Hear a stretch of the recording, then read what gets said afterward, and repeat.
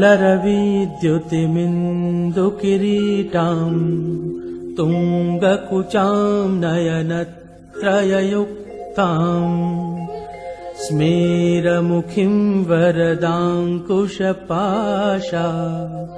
भीतिकरा प्रभजे भुवनेशिम्।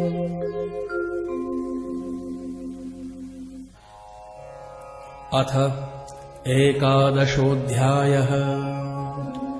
ऋषिरुवाच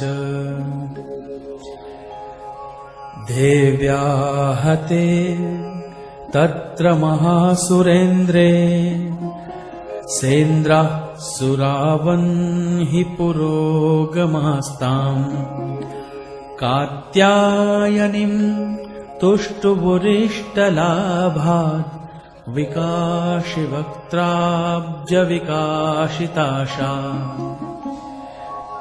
देवी प्रपन्नार्तिहरे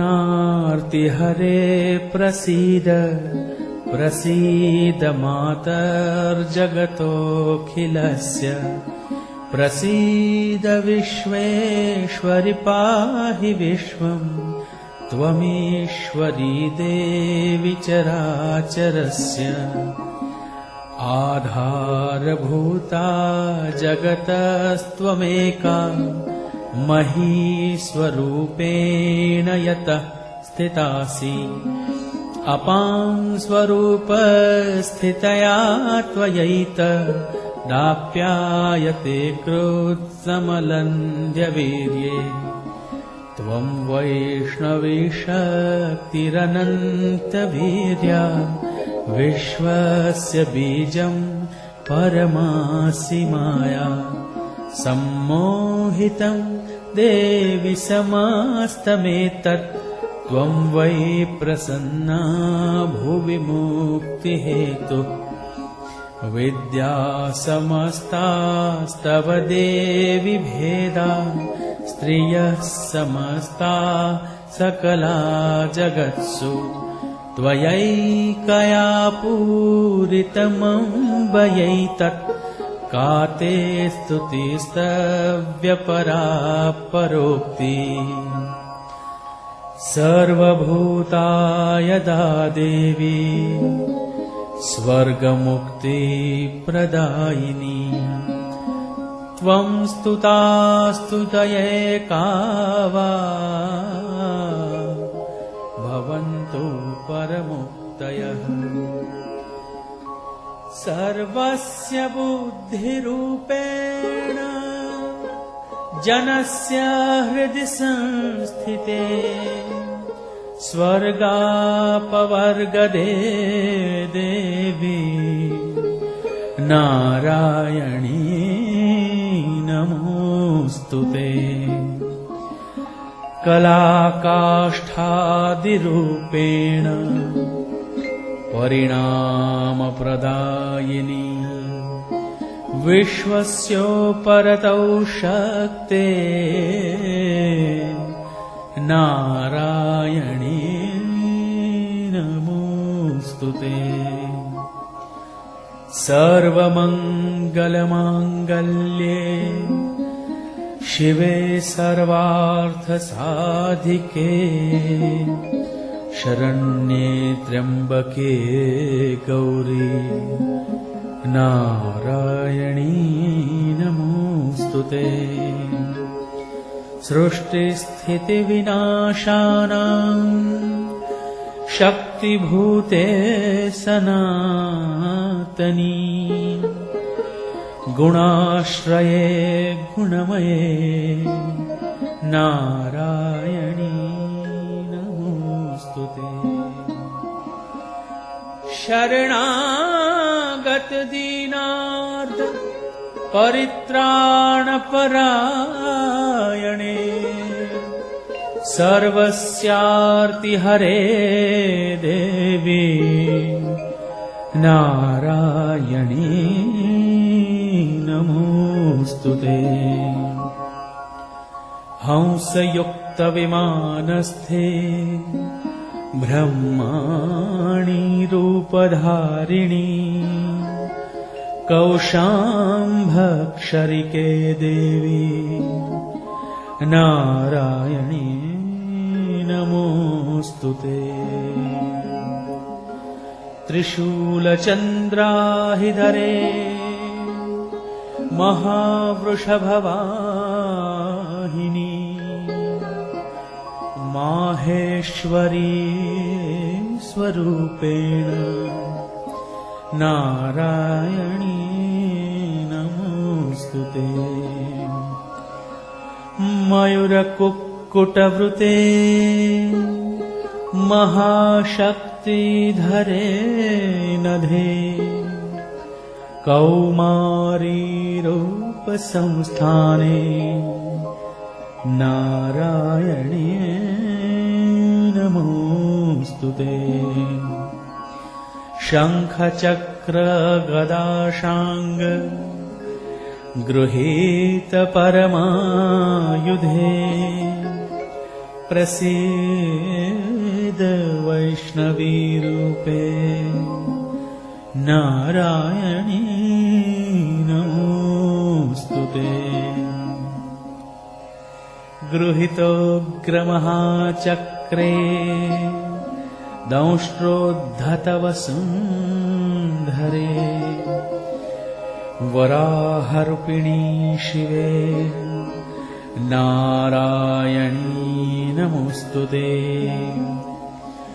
नृसिंहरूपेणोग्रेण हन्तुं दैत्यान् कृतोद्यमे त्रैलोक्यत्राणसहिते नारायणी नमोऽस्तुते।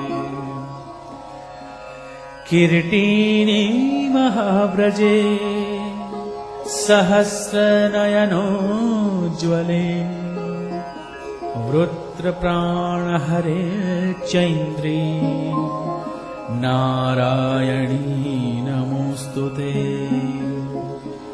शिवदूते स्वरूपेण हतदैत्यमहाबले घोररूपे महारावे नारायणी नमोऽस्तुते। दंष्ट्राकरालवदने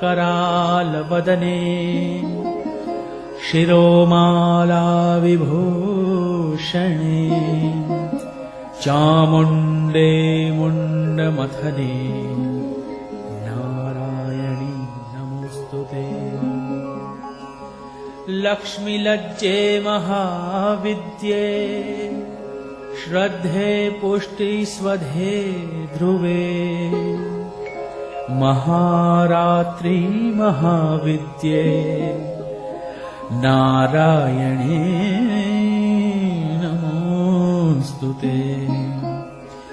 मेधे सरस्वती वरे भूतिबाभ्रवितामसि नियते त्वं प्रसीदेशे नारायणी नमोऽस्तुते। सर्वस्वरूपे सर्वेशे सर्वशक्तिसमन्विते भये व्यस्त्राहिनो देवी दुर्गे देवी नमोऽस्तुते। एतत्ते वदनं सौम्य लोचनत्रयभूषितम् पातु नः सर्वभीतिभ्यः कात्यायनी नमोऽस्तुते। ज्वालाकरालमत्युग्र मशेषासुरसूदनम् त्रिशूलं पातु नो भीते भद्रकाली नमोऽस्तुते। हिनस्ति दैत्यतेजांसि स्वनेनापूर्यया जगत् सा घण्टा पातु नो देवी पापेभ्यो नः सुतानिव असुरासृग्वशापङ्क चर्चितस्ते करोज्ज्वलः शुभाय खड्गो भवतु चण्डिके त्वां नता वयम् रोगान् शेषानपहंसि तुष्टा हृष्टा तु कामान् सकलानभीष्टान् त्वामाश्रितानां विपन्नराणाम् त्वामाश्रितायाश्रयतां प्रयान्ति एतत् कृतं यत् कदनं त्वयाद्य धर्मद्विषां देवि महासुराणाम् रूपैरनेकैर्बहुधात्ममूर्तिः कृत्वाम्बिके तत् प्रकरोति कान्या विद्यासु शास्त्रेषु विवेकदीपे स्वाद्येषु वाक्येषु च का त्वदन्या ममत्वगर्तेति महान्धकारे बिभ्रामयत्येतदतीव विश्वम् रक्षांसि यत्रोग्रविशाश्च नागा यत्रारयो दस्युबलानि यत्र दावानलो यत्र तथाब्धिमध्ये तत्र स्थिता त्वं परिपासि विश्वम् विश्वेश्वरि त्वं परिपासि विश्वम् विश्वात्मिका धारयसीह विश्वम् विश्वेशवन्ध्या भवती भवन्ति विश्वाश्रयाये त्वयि भक्तिनम्राः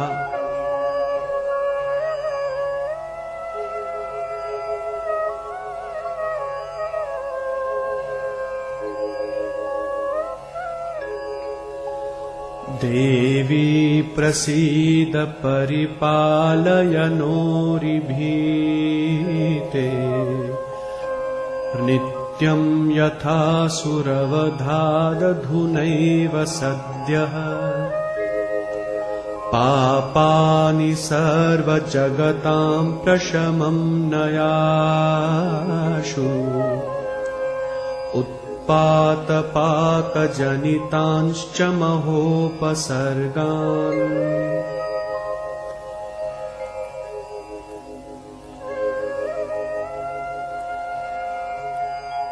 प्रणतानां प्रसीद त्वं देवी विश्वातिहारिणी त्रैलोक्यवासिनामीड्ये लोकानां वरदा भव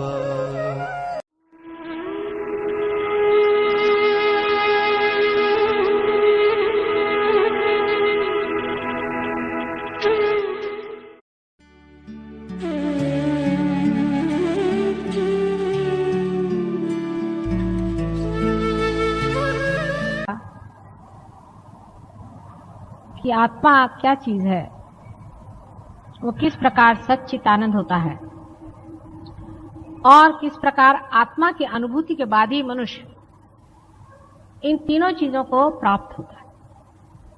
आत्म साक्षात्कार के बगैर आप सत्य को नहीं जान सकते।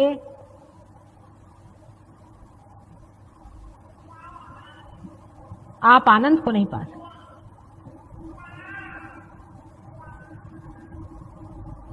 आत्मा की अनुभूति होना बहुत जरूरी है।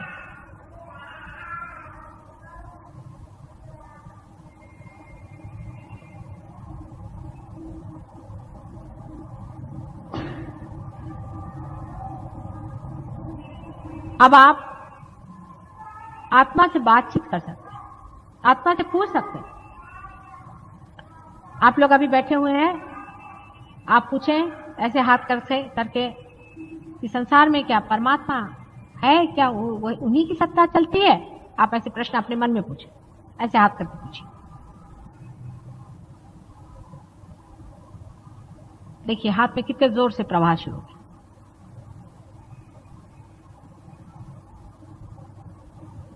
कोई सा भी सत्य आप जान नहीं सकते जब तक आपने अपनी आत्मा की अनुभूति नहीं ली, माने जब तक आपका उससे संबंध नहीं हुआ। आत्मा से संबंध होना सहयोग से बहुत आसानी से घटित होता है।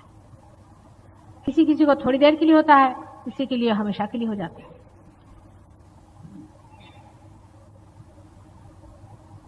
आत्मा से संबंध होने के बाद हमको उससे तादात्म्य पाना होता है। माने ये कि मैंने आपको जाना, ठीक है, आपको मैंने पहचाना, ठीक है, लेकिन मैं आप नहीं हो गई हूं। आपको मैं देख रही हूं और आप मुझे देख रहे हैं। जिस वक्त मैं आपकी दृष्टि से देख सकूं उसी वक्त तादात्म्य होता है। आत्मा के अंदर प्रवेश करके वहां से आप जब सब संसार पर दृष्टि डालते हैं तब कहना चाहिए कि आत्म साक्षात्कार पूर्णतया संपन्न हो। कुंडलिनी का जागरण, उत्थापन तथा भेदन सब कुछ हो गया। जो लोग पार है, सहस्त्रार टूट गया। आप चक्रों के द्वारा अपनी स्थिति और दूसरों की स्थिति को भी बहुत अच्छी तरह से पहचान लेते हैं, उसकी जानकारी होने लगी। लेकिन अभी आप आत्मा से तदाकार नहीं हो, तदाकार नहीं। आत्मा से तदाकार होने के लिए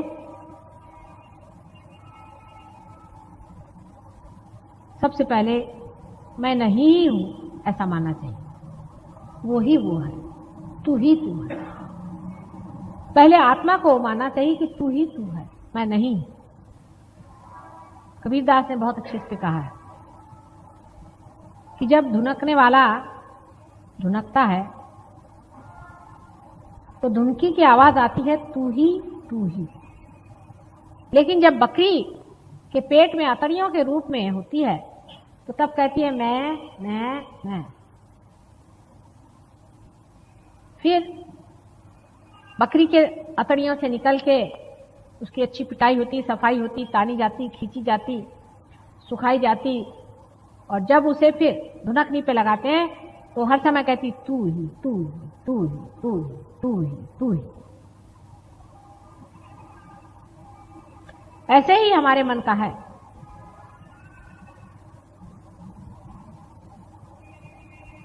मन को खूब अच्छे से देखना चाहिए। देखो तो भला ये मन ये कैसा है, कहां भटकाते रहता है हमको, कहां भटकाते रहा व्यर्थ की चीजों में। हमारा चित्त कहां जाता है? कभी इसको देखते हैं, कभी उसको देखते हैं, कभी इस चीज को देखते हैं, कभी उस चीज को देखते हैं। हर समय हमारा मन किसी न किसी भावना या वासना से भरा रहता था। अब उसमें प्रकाश हो गया, हम देखते हैं इसमें वासना है, भावना है, लेकिन तो भी हम इस गंदी चीज को अपने साथ लिए चले जा रहे हैं। इसको धुनकना है, मारना पीटना नहीं है, धुनकना है। तो उसके और देखें, उसके प्रकाश को प्रज्वलित करें कि हे मन देखो, तुम तो परमेश्वर का मंदिर हो ना। परमेश्वर के मंदिर में ऐसी गंदी भावना क्यों आनी चाहिए? इसको तुम बाहर ही रखो, बहुत हो चुका। पहले कभी लोग ऐसे लिखते थे कि मन समझ समझ पग धरी। हे मन, दुनिया भर की चीजों के लिए तुम दौड़ते हो, तुम परमात्मा के लिए कब दौड़ोगे? परमात्मा को अपने अंदर कब बसाओगे? तुम्हें ये चिंता रहती है कि मेरे बेटे का क्या होगा, मेरे माँ का क्या होगा, मेरे बाप का क्या होगा। अरे मन, ये तेरे कौन रह चुके? ये कोई तेरे हुए हैं? ये बंद धलक, ये कोई तेरे अपने हैं? उनके लिए क्यों तू हर बार इस तरह से परेशान होते रह? अपने मन से बात करें। धीरे धीरे इस तरह से मन की सफाई होते होते आत्मा का प्रकाश उसमें प्लावित होने लगेगा।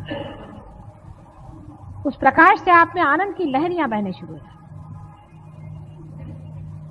धीरे धीरे आप में जड़त्व लाने वाली जितनी भी चीजें हैं धीरे धीरे घटती जाएंगी और आप अपने आत्मा में ही लीन होते जाएंगे। इस वक्त आप कहेंगे कि मैं ही हूं और कुछ यही भावना रह जाती कि मैं हूं।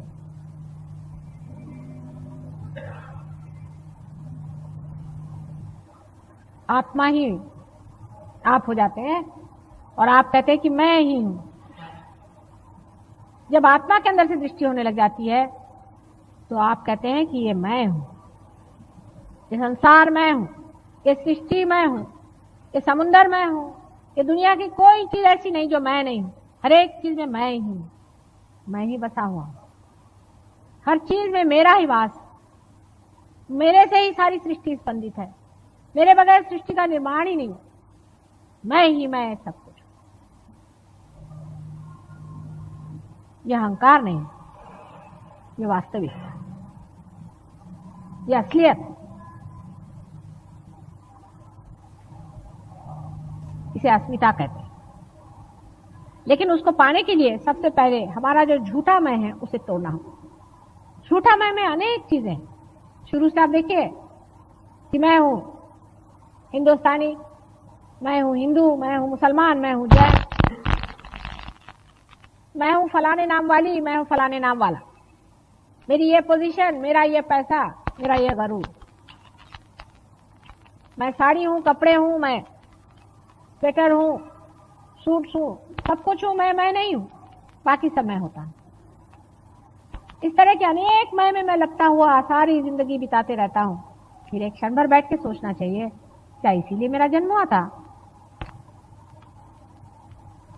सारी जिंदगी मैंने क्या किया? कहां गई ये दिन? कहां बिताया मैंने? अपना सारा समय कहां बर्बाद किया मैंने? सहज योग के बाद भी बहुत से लोग अभी भी अपना समय बहुत बर्बाद करते। फिर से समय नहीं आने वाला, इस बात को कोई समझते नहीं है।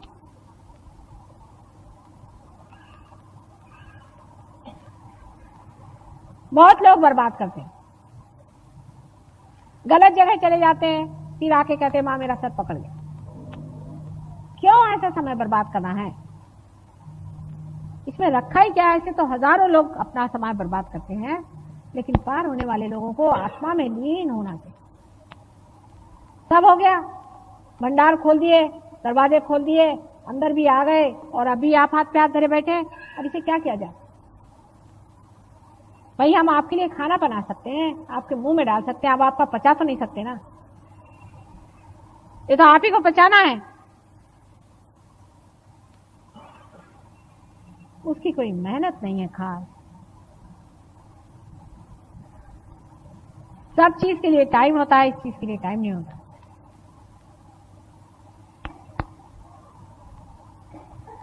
आखिर अपने और चित्त करें कि हमने पाया क्या आज तक? 4 साड़ियां पाली, 2-4 जेवर पा लिए, 8-10 तमगे पा लिए कि फलाने के फलाने थे, दिखाने के दिमागे थे।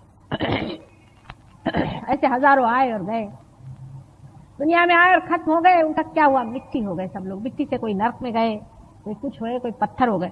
क्या हुआ? अब जो फूल खिले हुए हैं इनको तो फल बनना ही पड़ेगा।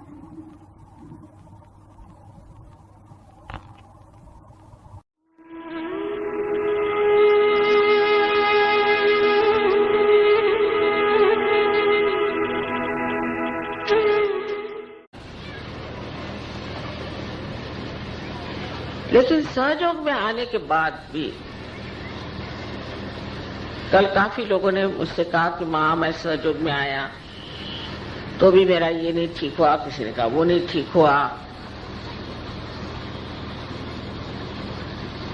तो सहयोग में घटित क्या हुआ?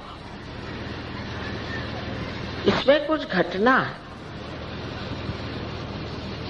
सहयोग में कोई अपने सर पे मैं सहयोगी कोई भी लगा ले, इसमें कोई मना तो नहीं कर सकता।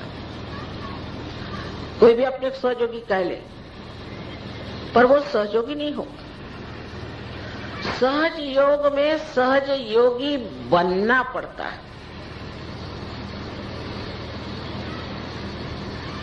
जैसे एक बीज को वृक्ष बनना पड़ता है, जब तक वो घटित नहीं हुआ, वो जब तक बना नहीं तो सहयोगी नहीं।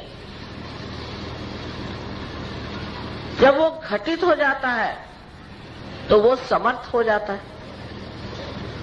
उसके अंदर जितनी भी शक्तियां धीरे धीरे जागृत हो जाती हैं, वो सबको ही जागृति दे सकता है, लोगों की बीमारियां ठीक कर सकता है, सारे ज्ञान का वो भंडार बन जाता है। उसकी सारी त्रुटियां खत्म होकर के वो एक परिपक्व इंसान, जिसका मस्तिष्क बहुत प्रगल्भ मैच्योर, ऐसा बन जाता है। तो सहयोग में आने के बाद हर बार देखना चाहिए कि हमारा हृदय स्वच्छ हुआ कि नहीं, कि अब भी उसमें आसपास की ईर्ष्या, आसपास का दोष, यही सब घुमड़ रहा है। इस दिल को जब आप साफ करेंगे तभी तो ना परमात्मा का प्रेम इसमें भरेगा।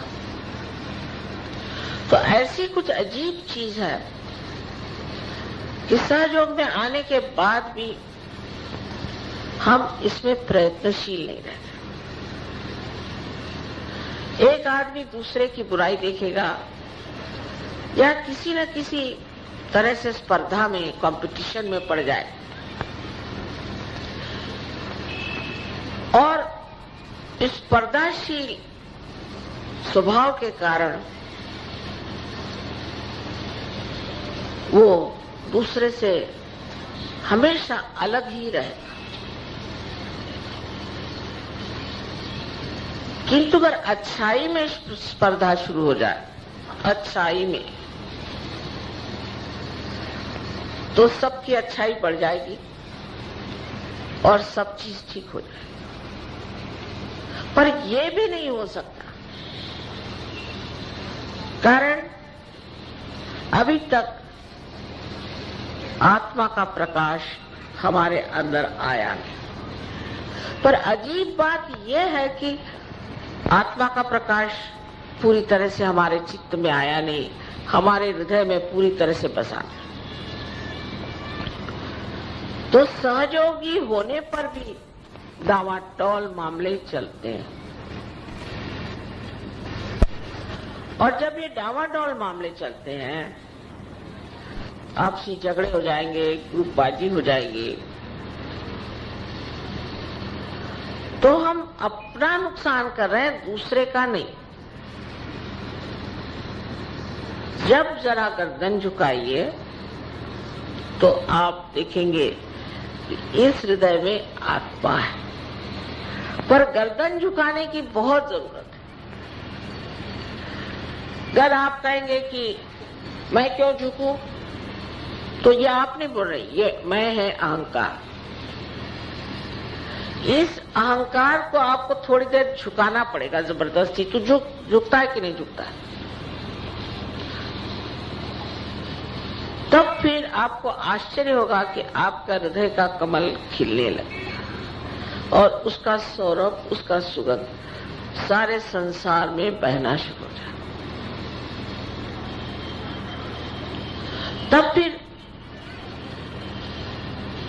आपकी कुंडलिनी भी चढ़ पड़ेगी, इतने ही उसके तार खुल पड़ेंगे, आपकी तंदुरुस्ती ठीक हो जाएगी, आपकी कमजोरियां खत्म हो जाएगी। किंतु पहले हृदय खोलने की बहुत जरूरत है। ये ठीक है, आप पार हो जाएंगे। आप सहयोग पे लेक्चर दे सकते हैं लंबा लंबा, सब बुद्धि का करिश्मा, और हो सकता है कि आपके हाथ से थोड़े लोग जागरूक भी हो जाए, लेकिन न तो आप आगे जा सकते हैं, न तो वो लोग जा सकते हैं। जिसने इस प्रेम से हृदय को भर लिया,